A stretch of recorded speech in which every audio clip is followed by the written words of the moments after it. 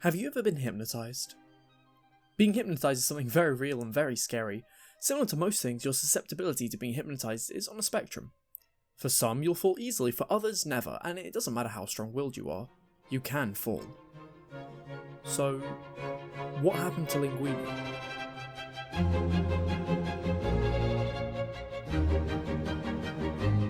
You with me? So let's do this thing!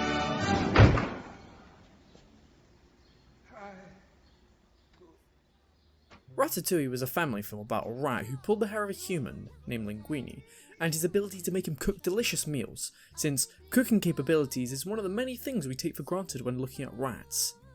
It was a good film, tackling many things, but I think it sets the stage for a story that is to be told further than Rattatouillie.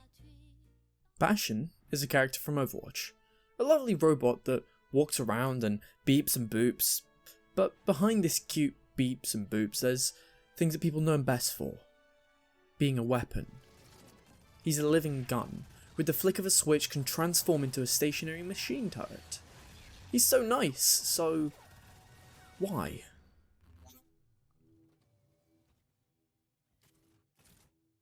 Enter Ganymede. Similar to Rattatouillie, Bastion has a little companion, but this one's not as docile and friendly like a little rat. He's a bird.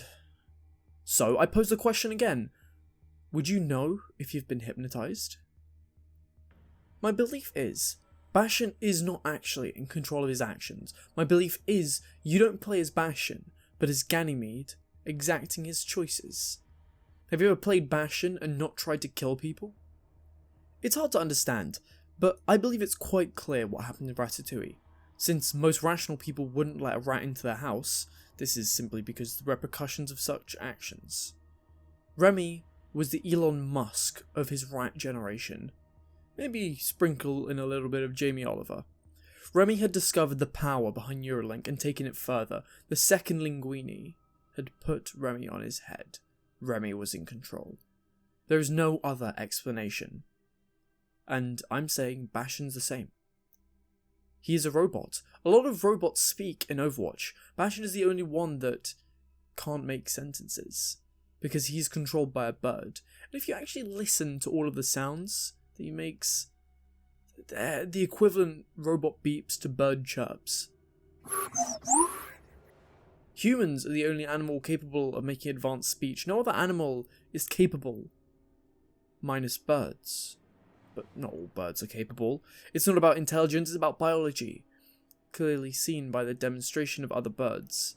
They have the capacity, but not all birds are built the same. The only conversation Ganymede could use is bird talk, and this translates into Bastion's cue of beeps and boops. But with this knowledge now, is it so cute?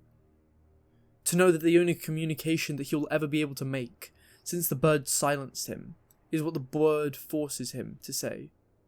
Do you think that's fair? Do you think that's okay? Being forced to kill person after person after person?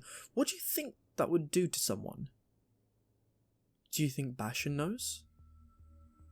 In One Skin was shown the deepest lore of Bastion, where Ganymede, his friend, is a robot, proving that at least in one multiverse, Ganymede is related to the Terminators, showing that the similar robots controlled by Skynet, they wanted to destroy all of humanity, and you can see in Bastion, all promotional material, Bastion has a big gun, and he's killing civilians, thus proving the Bastion-Rattatouillie theory. Bastion was dead. There used to be hundreds of Bastion units, there was war, destruction, chaos, and Bastion was a part of it, but what do you think made him do that? So I ask this question. What survives everything? Wars, destruction, chaos, meteors. What survives it all? Birds. They were willing to make the world burn with their Bastion units. And this time they lost. The Bastion units got destroyed, all but one lost machine and one lost bird with their attitude for murder. It's a messed up theory, but since we're all in the fact aware that the birds are government drones, this theory is grounded in reality. Maybe this makes more sense. The modern bird is clearly a drone. since simply observing kestrels and their capacity to stay in one spot for a period of time is almost certainly proof. Some would argue that this is due to being able to fly in a particular way to counteract the wind with their already existing velocity, snapping them in place, but I would say if you simply observe some things, sometimes the simple option is the real one. So, I pose the same question I asked before. Have you ever been mind controlled? Would you ever know? Bastion didn't. And he's a robot. Are you better than a robot? So, why are we safe? Is there anything that makes us better than them? Surely if birds are this strong already, it would be too much for humanity. People have known this for ages. And that's why I can provide you with these heavily researched statistics. Hit them where they spawn. Birds put nests in trees, cut down trees. Birds make nests too fast to make a fire. The surefire way to make sure we can stop these flying menaces is simple. And what's more, governments have been wholeheartedly supporting deforestation in desperate attempts to cull the pigeon population. Is it working? Who's to say? Stupid bird. Can't outrun a forest fire. See a little bird think he's cooler than nature. And that's it. This is a little bit of an obscure one, I'm aware. If anybody was actually wondering, I promise, birds aren't drones. I can testify to that because I've had chicken before, and I'm pretty sure that's a bird. I don't know if penguins count as birds. Maybe they don't. Who knows? I feel like if you just really sit and think, anything can be a bird if you put your mind to it. Maybe you could be a bird. Can you fly? I feel like you can fly. Just give it a go, get some wings, jump out of a tree. Not like Tarzan, just out of a tree, but with wings. What am I having a go about? Thank you for sticking around. It means a bunch. Yeah. See you in the next one. Ciao, ciao.